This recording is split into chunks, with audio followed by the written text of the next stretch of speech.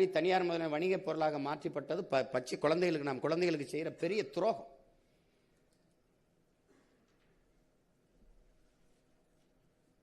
இப்போ நாம் என்ன செஞ்சிடறோம்? நம்ம வரும்போது பெற்றுக் கொடுங்கள் பிள்ளைகளை, கற்றுக் கொடுக்கிறோம் நாங்கள், பிள்ளைகள் உங்கள் வீட்டின் செல்வங்கள் அல்ல நாட்டின் செல்வங்கள்னு சட்டம் இயற்றிடும்.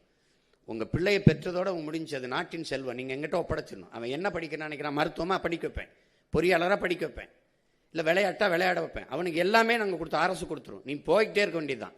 அவருக்கு எது விருப்பமோ அந்த கல்வியை கொடுக்க வேண்டியது என் கடமை, அரசின் கடமை. அதுக்கு தானே அரசு.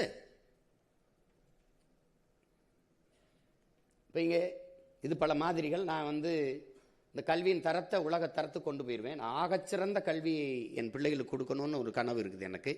அதில் என்னென்னா இந்த பசுஞ்சோலை பள்ளிகள் மற்றும் கல்லூரியெல்லாம் இது இப்படி இருக்கும். அந்த மாதிரி இது பாருங்கள், பள்ளிக்கூடத்தில் எல்லாமே பசுஞ்சோலை பள்ளிகள், மேற்கூரை முழுக்க சோலார் சூரிய ஒளி மின்தகடு இருக்கும். என் பிள்ளைய வீட்டுக்கு போக விரும்பாத அளவுக்கு கல்விங்கிறது சுமையெல்லாம் சுகம்னு கொண்டு வந்துடுவேன்.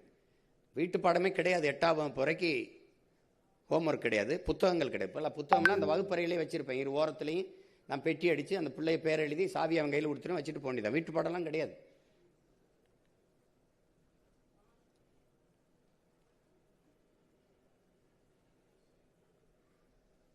இதுதான் நான் சொன்னது, பெற்றுக் கொடுங்கள் பிள்ளைகளை, கற்றுக் கொடுக்கிறோம் நாங்கள், பிள்ளைகள் வீட்டின் செல்வங்கள் அல்ல நாட்டின் செல்வங்கள். அதுதான் நம்ம சட்டம்.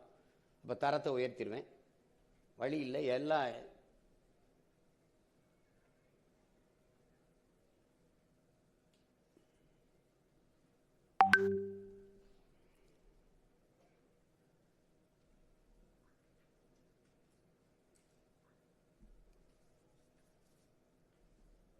இப்போ என்னென்னா, முதல் தரத்தில் உலகத்தில் கல்வியில் இருக்கிறது இதுவரை தென்கொரியா இருந்துச்சு.